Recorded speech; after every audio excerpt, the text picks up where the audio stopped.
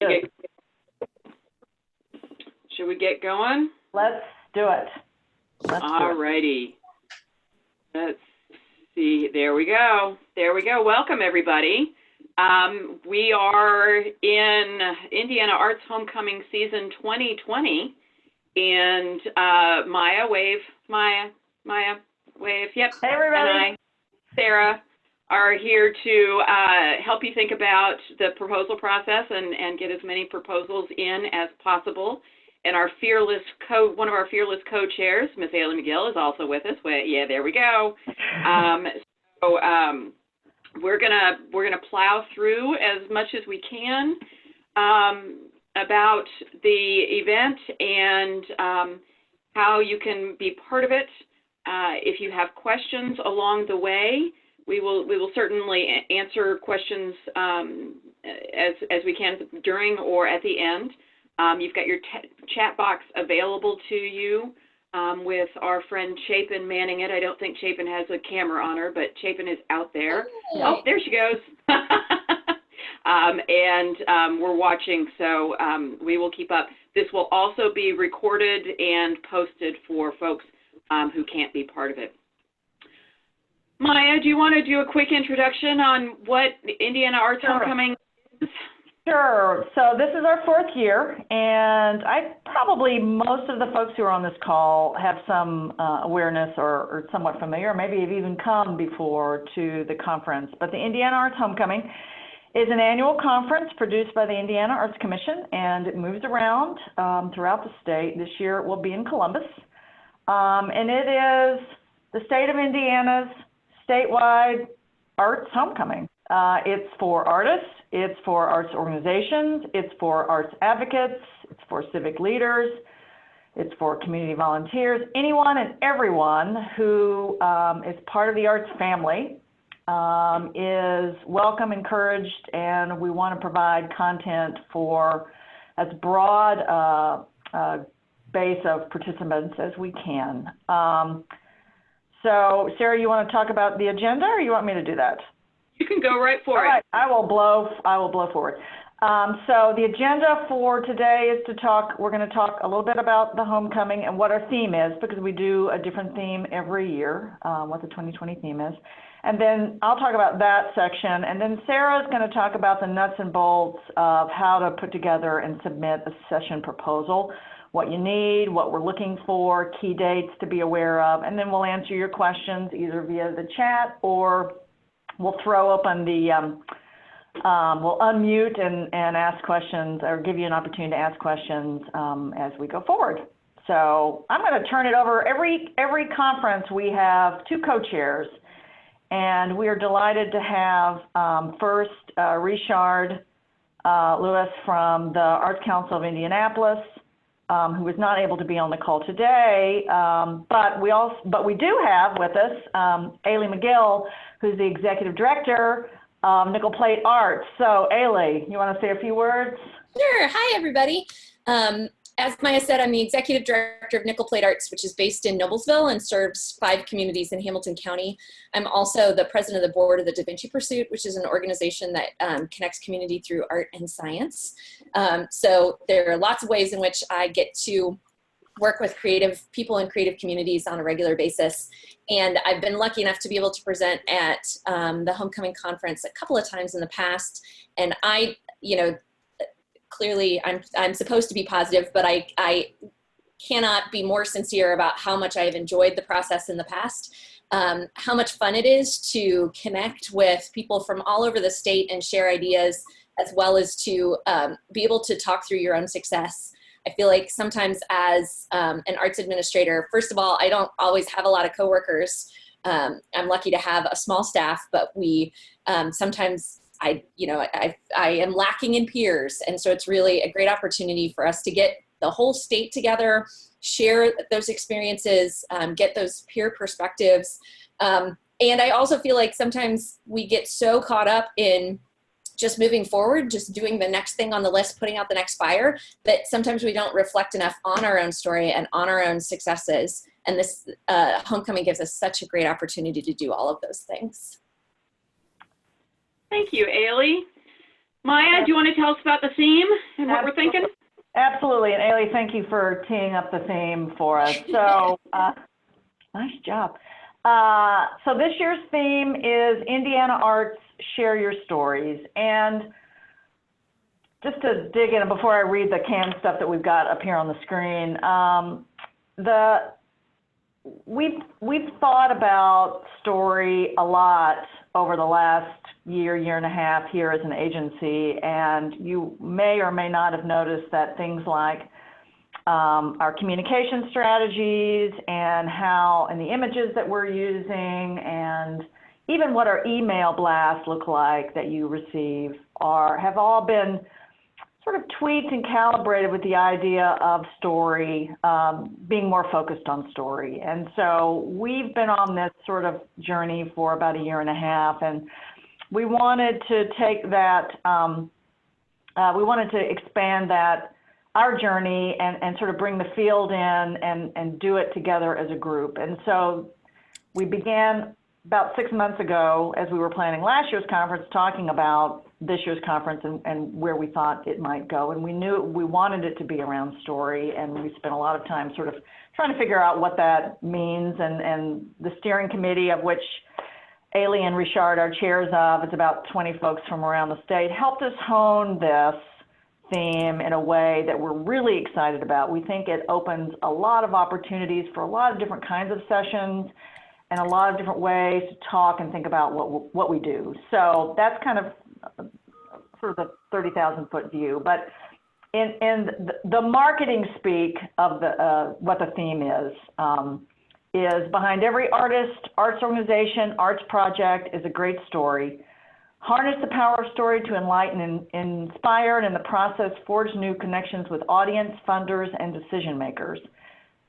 This year's conference will inspire action through story, equip attendees to craft their unique story, empower attendees to advocate for change, and to build leadership and capacity for your arts practice or organization.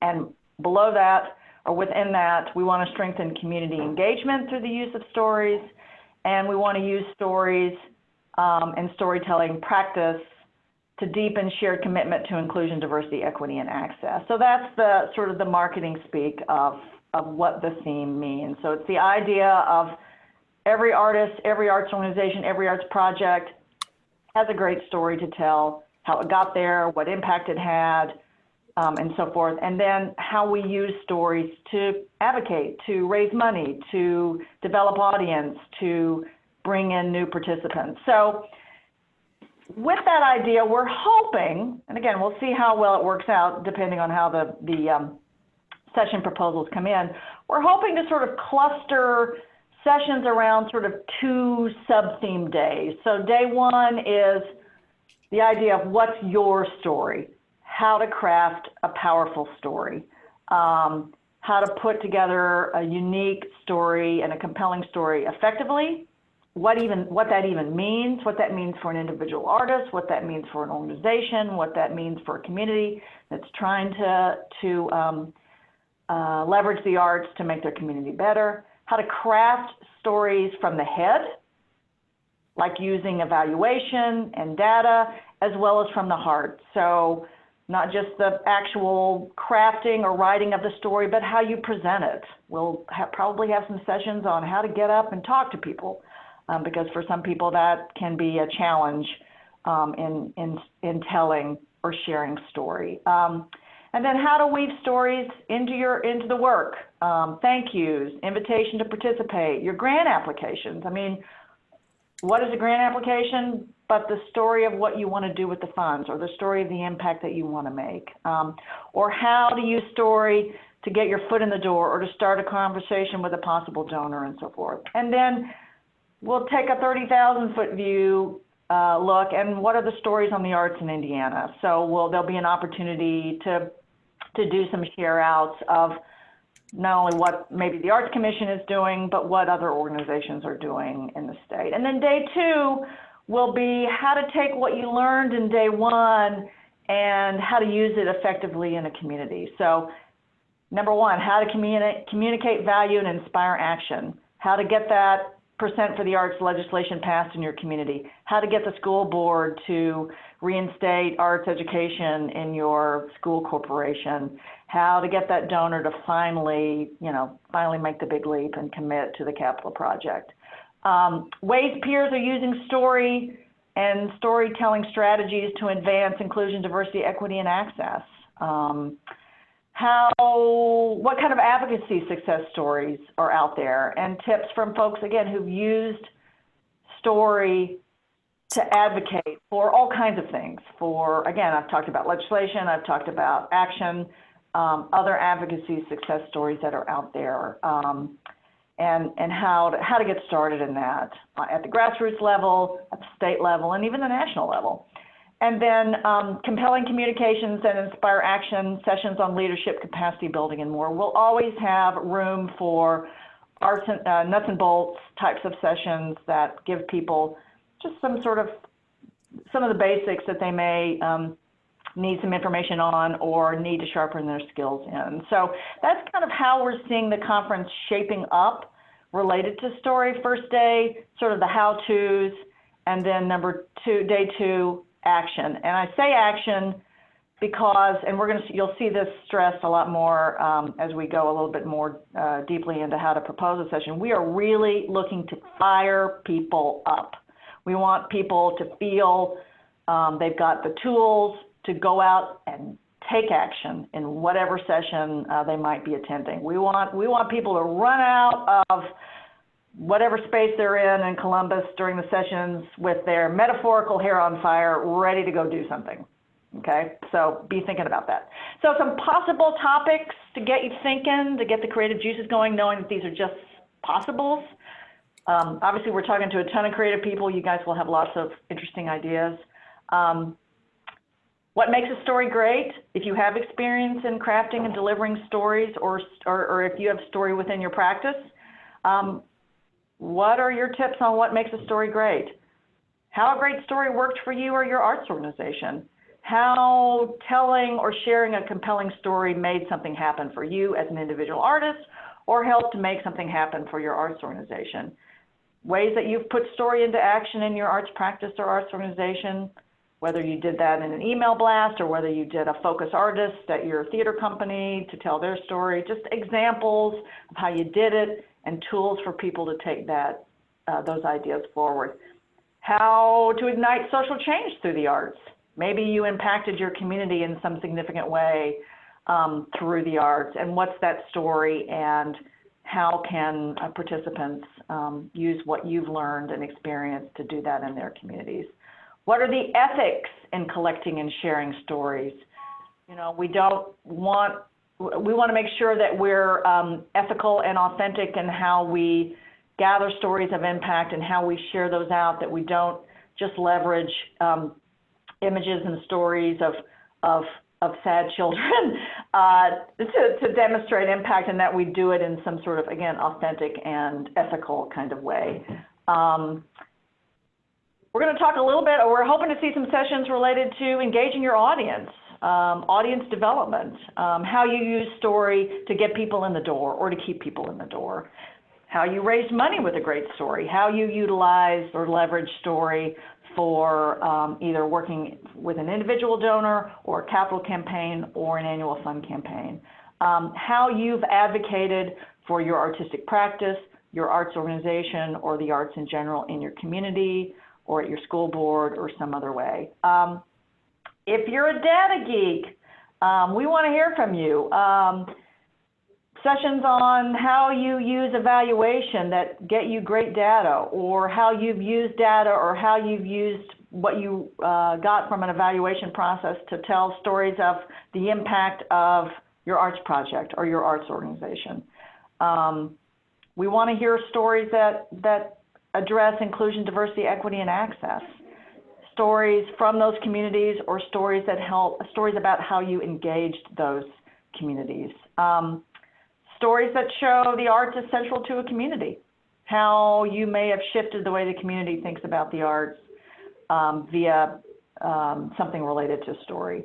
And then nuts and bolts sessions for both artists and arts organizations, things like a one-on-one session on fundraising, quick tips on how to evaluate programs, grant writing basics, how you write an artist statement.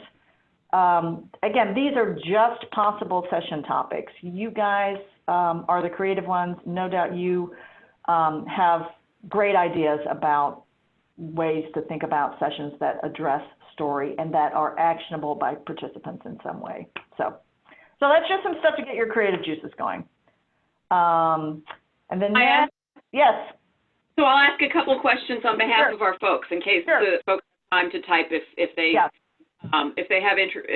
are ready to go. Yeah. Storytelling is an art form, right? Right. There are also folks who are professional storytellers who make their business storytelling. How does that fit into this, or does it? Well, it does. But that being said, the conference is really focused on story as a tool as opposed to storytelling as an artistic discipline. So although I have a feeling we'll have some sessions that feature storytelling as a discipline, that's not what the conference is focused on extensively. So again, we want folks to think about story as a tool as opposed to storytelling as a discipline. So again, there is most definitely room for storytelling as a session, because again, that's an important discipline and it's growing. There are story slams all over the place. And in fact, we probably will incorporate 1 or 2 story slams by folks who are working in that field as a professional as part of the conference.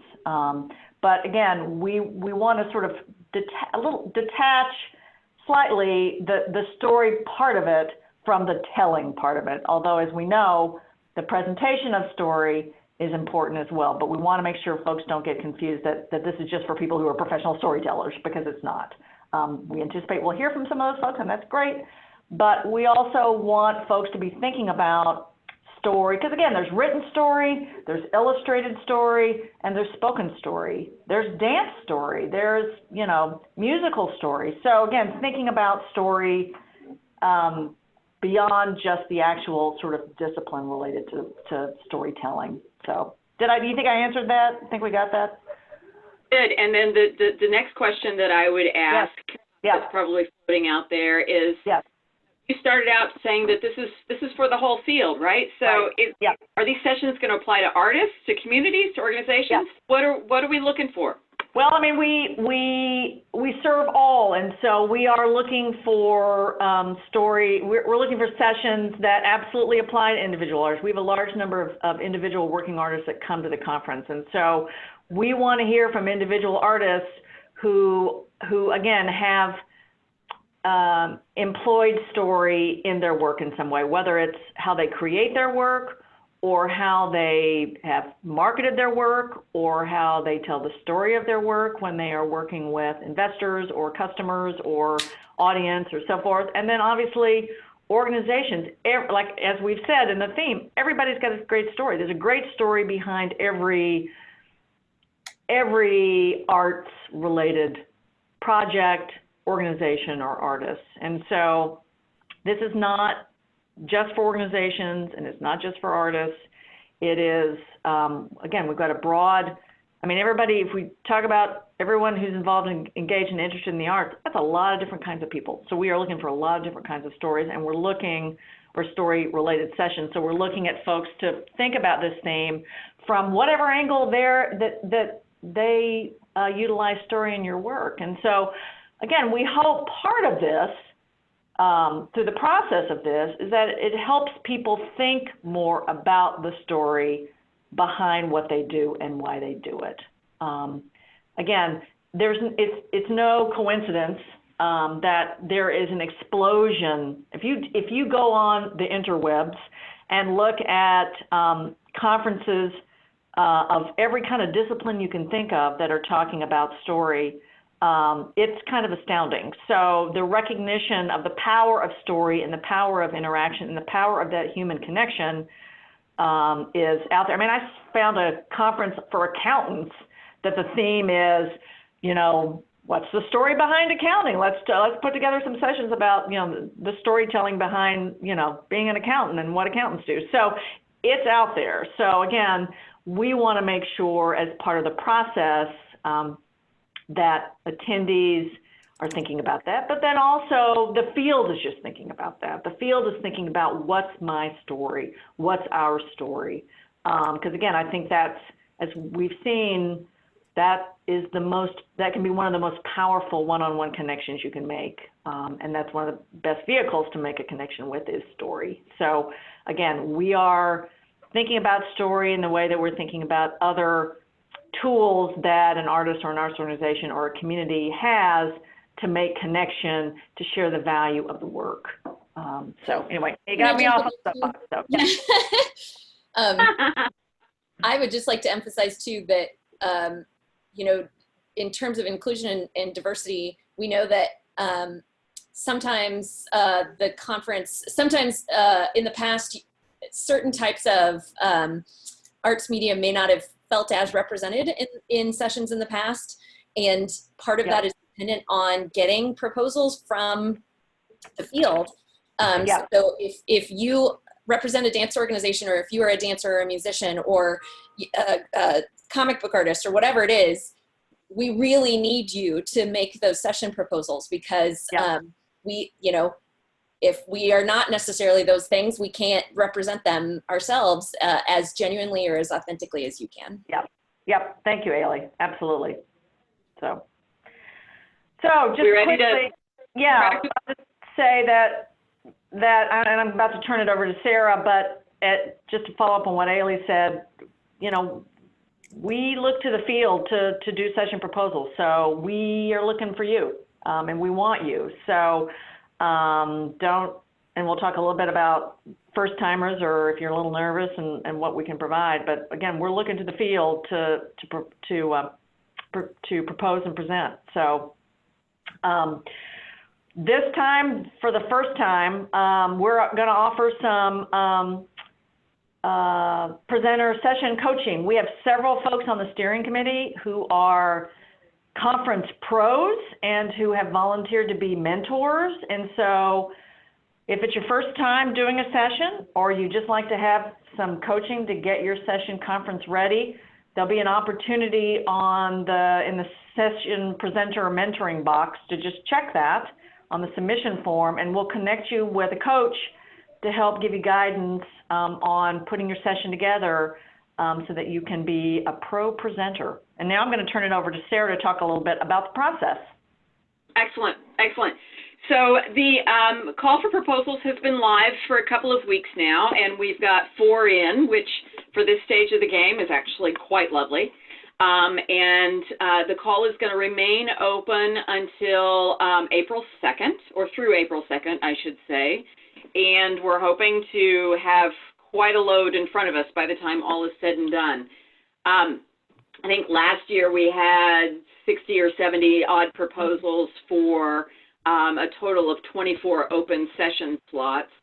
And so it was a competitive process. We had some steering committee members struggling to choose, and we were forcing them to choose. So we're hoping that, honestly, it continues to be competitive and a sought-after conference slot. Where do you need to go to find the details to help you out with this? What do you need to think about in terms of your prep? We've got a website. You can get to it through the Indiana Arts Commission, but we have a separate website. It's indianaartshomecoming, all one word, .com. And you'll be able to find there what last year looked like in terms of sessions and speakers and those sorts of things. We've got some background information about the conference itself where there's an About tab on the page. We have all this information about the theme available to you. We've got some FAQs on who comes, those sorts of things. Speaking of which, who comes?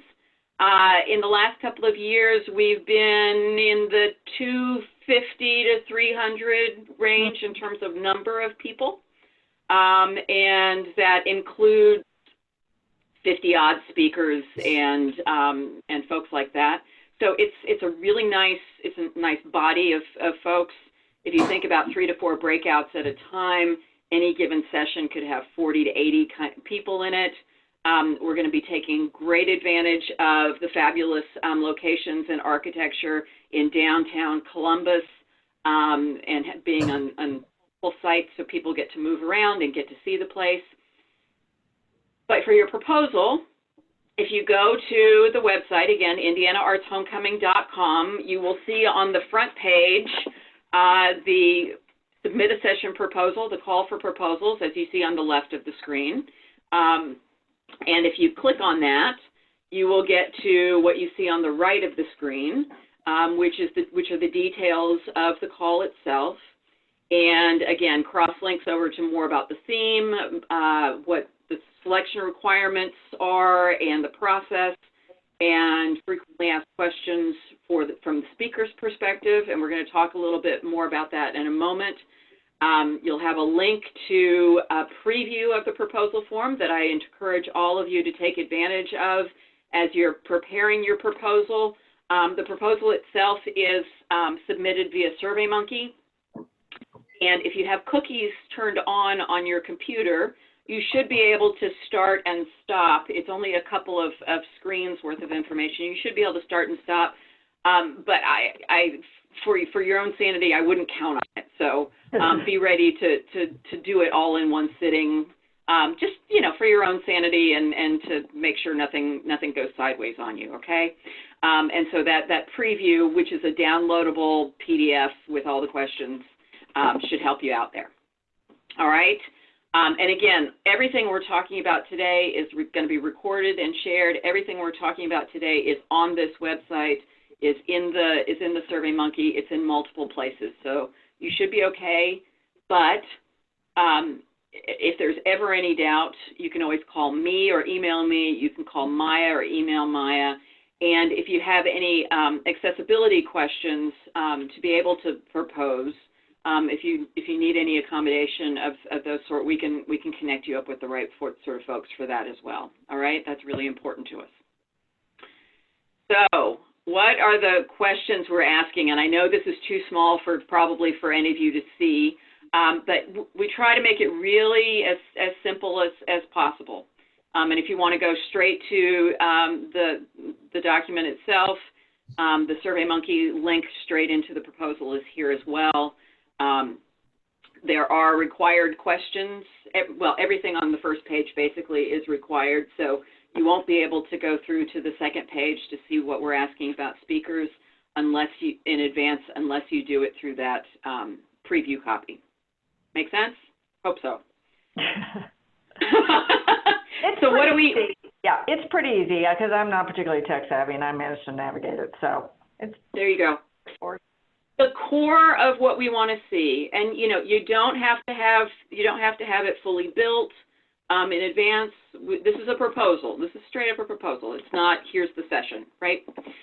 So you need to have a title or a proposed title, and we hope that it's sort of a big idea or a call to action, something inspiring and that will help attendees looking at the program go, gee, I want to go to that one, right?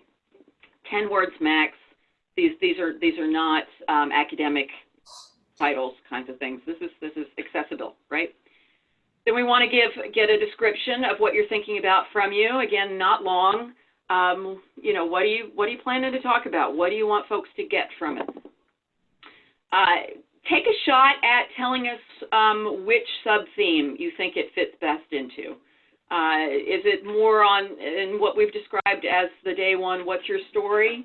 Or is it more of the using the story, using it in successfully in community? If you're really not sure, feel free to say not sure. I tell you, we've put things in tracks and buckets before, and sometimes the steering committee has disagreed with what the speaker has said in terms of those categories, and sometimes they've agreed. And so, we want to know what you think it is, because that'll help us understand what you're saying in your description too, right? It'll help us understand that. It's really important to us that folks get something from those sessions. That should be obvious, but we've all been to conferences, we all know. And so we want to hear from you as part of your proposal what those learnings are going to be, what the learning objectives are for your participants, and maybe even better for this year, what are the strategies or actions you want them to leave able to take or ready to take, right? We need you to put in at least one as part of your proposal, and you can put up to 3 the way it's structured, all right? These are hour-long sessions, so you're not going to have time to do 5, 10, 12 learning objectives, right? Session categories. Are you planning on doing a workshop? So really, just working on nuts and bolts and exercises and those sorts of things. Are you planning on doing a panel presentation or conversation amongst multiple people or multiple projects? Are you planning on doing a case study that focuses on going deep into one particular example or one particular approach? Or are you doing something else, right? Help us understand what you're imagining. The next question in terms of categories have to do with the speakers you're thinking about. Inclusion, diversity, equity, and access are all very important to us as an organization. It's also very important to us that we represent the whole state and urban and rural and as much as we can. This is one of the ways that we see what's coming in and how we're balancing the schedule as it emerges. If you can tell us a little bit about your speakers and the perspectives or the viewpoint that they come with. Are you embodying the communities of color perspective, LGBTQ, disability, rural? Which of these sorts of things are relevant to you as speakers? Again, so we can understand what we're doing. Likewise, or the flip side, we want to know what you're thinking about in terms of your audience and who's going to be best served by the concept you have. Now, we want this to be applicable to the field as a whole, and we're not really trying to have a dedicated artist track or a dedicated organization track or anything like that. But that said, some sessions may be more immediately applicable to artists or more immediately applicable to advocates. So let us know what you're thinking, right? And just to hammer the point home about learning objectives and connecting with audience, one last time, we're going to ask you to tell us how you plan to engage your audience. We want these to be interactive. We want them to be discursive. We don't want them to be simply talking heads, much the way I am right now, right? Exactly. We want to be, we want folks to connect and get to know each other. We call it a homecoming on purpose because we do see it as about relationships and connections. All right. Well, and the nice thing is it's not a webinar, right? So you have this whole audience in front of you, and we have locations that will allow you to really look people in the eye and encourage them to talk, but it's important to plan that in. Yep, absolutely. And we have the venues that we have, a couple of them are only amenable to a theater setup. They are, in fact, theaters. And a couple of them are amenable to round table setups. As we do the scheduling and select things, we're going to have to keep that in mind, what building things actually go into. We can't guarantee one or the other for you necessarily, but we want to know which best suits your concept, right, as part of your proposal. And then the last thing is, have you presented this before? Have you presented before? Are you an experienced presenter? And you don't have to be. We just want to know. Have you presented this session before? Is this tested content? Again, doesn't have to be, but we want to know. And in either case, are you someone who wants to take advantage of that mentoring that Miah mentioned earlier, right? So that's the session proposal. That's it. It's checking some boxes, writing a couple of objectives, writing a proposal, writing a title, and writing a description. We hope it's not too hard. Then you'll click next, and you'll get to a second page, which is about speaker details. Names, bio, contact information, and headshot for one speaker. And if you have more than one speaker, you need to start putting that information in. But in order to submit, you have to complete it for one speaker. If we don't have that information, we can't do anything with you. In fact, we've had 5 proposals in so far, and one of them has the proposal part filled out and no speaker information. It was incomplete, and so we got nothing on that one, right? Yeah. We do want to see a headshot, and if you can't give it now, we'll need it later on because we put it in the proposal and those sorts of things. And then finally, we ask if any of your speakers need any sort of accommodation in order to fully present, fully participate, those sorts of things. All right? So that's it. Probably mentioned a little bit about, sort of tips for answering the proposal questions. There's more detail in those FAQs that I mentioned before on the website and in the SurveyMonkey itself. But I cannot reinforce enough the importance of what Miah said earlier. We're focusing on firing folks up, and we want folks to be able to and be fired up to take action on what they've learned. So make it evident to us in the review process that that's what you're doing. All right.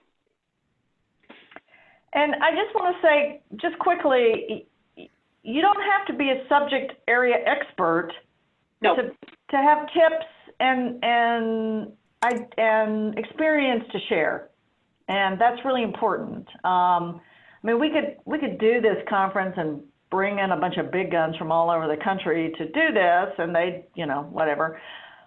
And that would be one approach, I guess. But then the other approach is to hear from people on the ground who are doing it and who are doing it in your state and you.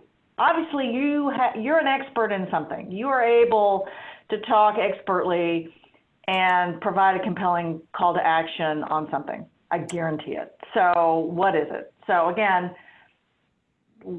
whatever it might be in your arts practice or your arts organization that you feel like fits within this theme and that you can, again, share some key steps and takeaways and to do the list and get people fired up, that's who we want to hear from. So again, you don't need to have, a certificate or whatever, or something framed and hung on your wall to have really useful and impactful expertise to share with the field. So don't be shy. This is not the moment to be shy. Put yourself out there.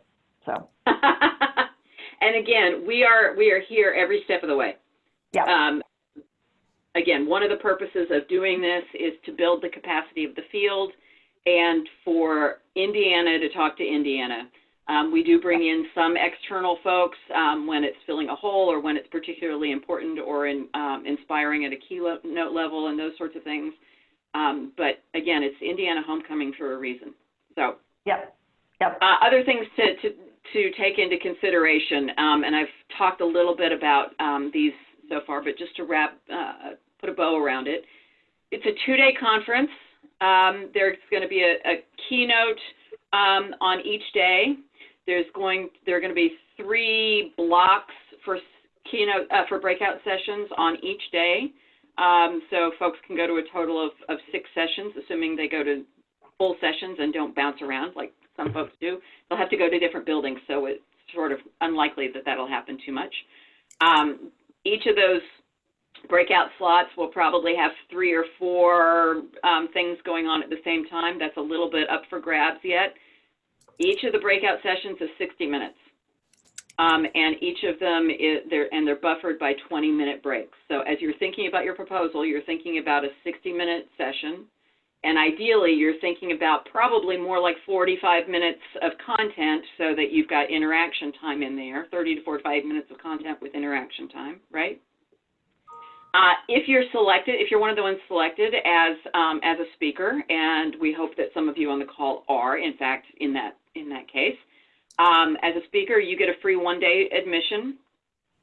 If you want to come for both days, and we encourage you to do that, you get a discounted full admission so that it's closer to 1 day. On day 1, there is lunch provided and a reception in the evening. On day 2, there's breakfast provided and lunch provided. And honestly, whichever day you're going to be involved with, you will be invited to and have access to the reception Thursday evening. So that's going to be an overlap point for everybody to make sure that we get as much networking as possible, even if they're only going to 1 day. Again, you're probably going to have 40 to 80 folks. You know, you never know in terms of interest. You've got 2 styles of meeting room. They're all lovely spaces. They all have their quirks, and we'll do our best to prepare you for whichever you've got. What you'll find in the room once you're there is certainly a speaker table and with a microphone, and we're going to ask folks to use the microphones for greater accessibility. There'll be a projector and a screen and audio with a laptop computer connected, and the session preloaded. If you need anything else, that'll be stuff we talk about. And remember that question on the proposal part that asks if you need anything else along the way. All right? How in the heck are we going to select sessions and who gets to do that? Well, ultimately, the final decision is going to come down to IAC staff. But the steering committee has a great deal of a very large role to play in that. So so we'll finish up accepting early in April, and then the 3rd week of April, the steering committee is meeting and reviewing all of the sessions, discussing all of the sessions, arguing with each other about which ones they like or don't like, and which ones fit together, and all of those sorts of things, and culling it down to a short list that fits the number of slots that we have available. Staff then goes through and puts them in an order that makes sense, and double checks with the speakers that they're still available, or that if we've asked them to edit something that they're willing to do that, those sorts of things. And sometimes in that process, we discover that there's a hole in the schedule that we need to fill.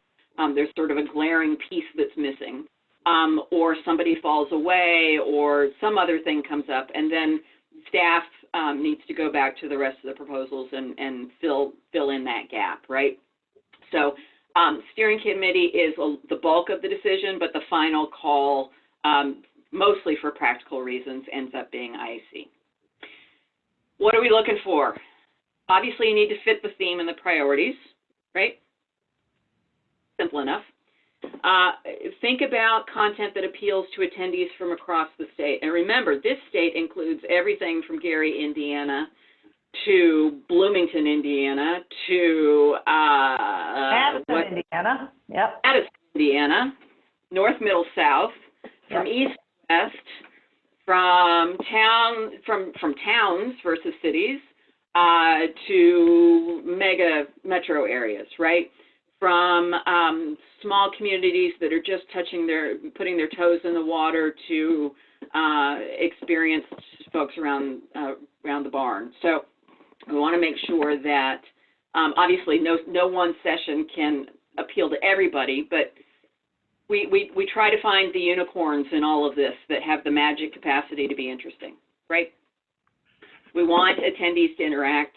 We want them to be action-oriented with clear takeaways. We want it to build on past homecomings. So again, we've talked about community engagement, we've talked about vibrant communities, and we've talked about diversity practices in the past 3 years. We want examples that celebrate Hoosiers, right, and what you do. Just to reinforce again the needs of a wide audience. So we're going to be thinking about disability needs and making sure that the sessions are literally accessible along the way, and we'll help you with that when it comes time. You can submit as many proposals you want. Go for it. Have at it. That said, you're not likely to get multiple proposals onto the schedule, right? As broad and wide as we can is what we're looking for. So if you've got 10 ideas, go for it. That's our job to deal with it, right? You might not get more than one. It is possible, but we'll not consider that a possibility. Proposals can be from individuals or from groups. Even the steering committee can submit proposals. No more than 3 speakers per session. We've had some panels that have been 6 and 7 people, and oh, that gets to be a bear for everybody involved. As part of the process, we may ask you to do some revisions, or we may revise your title or description and ask you if that's okay, mostly for consistency and clarity and those sorts of things. And once you're accepted, if you're accepted, we hope you're accepted. We're going to ask you to participate in a webinar during the summer that talks about the logistics of things and make sure everybody's on the same page. We're going to ask that you make the presentation accessible on a basic level. So think about sort of presentation ADA principles and those sorts of things. And again, we're going to coach you. We've got stuff for that. And we're going to ask for a draft and final presentation in advance. And again, that's largely to make sure that nothing bad happens and that our tech is working and everything's set up and all that sort of stuff. All right. Timeline. We are at tips for proposal submission today. Deadline is April 2nd, 5 p.m. Eastern. The webinar will be in June. Drafts will be in August, and finals will be toward the end of September. And then obviously the event itself in mid-October. And the meme that frightens everybody. Yeah, right. David Pumpkin out there again. So, yeah, so if you've got questions, we can unmute you and you can fire it out, or if you need some time to process and want to email questions later, or give me a call, or give Sarah a call, we are here to answer those. So, anything crop up at the moment that anybody wants to ask? Have we bored you out of your mind? Have we just inundated you with so much information?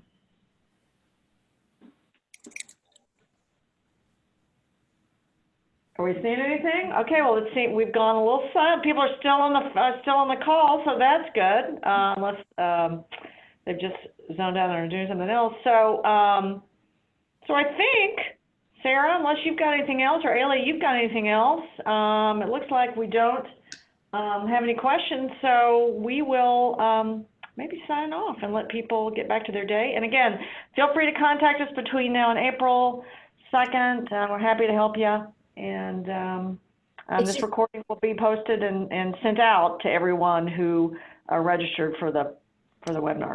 Aili, did you have? I was just going to say, you guys did a perfect job of explaining it. So, oh, great. There we go. So, awesome. Well, that's good. And I just to reiterate, ask as many questions along the way as you want. Email, call, carrier pigeon, whatever it takes. We will help you with the proposal process. We will talk through ideas with you. We're really looking forward to seeing what you come up with. Yep, we're excited. We're excited about the theme, and we're excited to see what comes out of the call for proposals. So anyway, Aili, thank you for taking your time, number one, for being a co-chair and doing that work, and then being on the session with us. And Sarah, thank you, as always, for wrangling us in the way we needed to be wrangled to do this. All right, you lovely people, have a wonderful day. Hope it's sunny where you are, and wash your hands. Wash your hands. Yeah. Bye. Indeed. All right. Signing off. Thank you.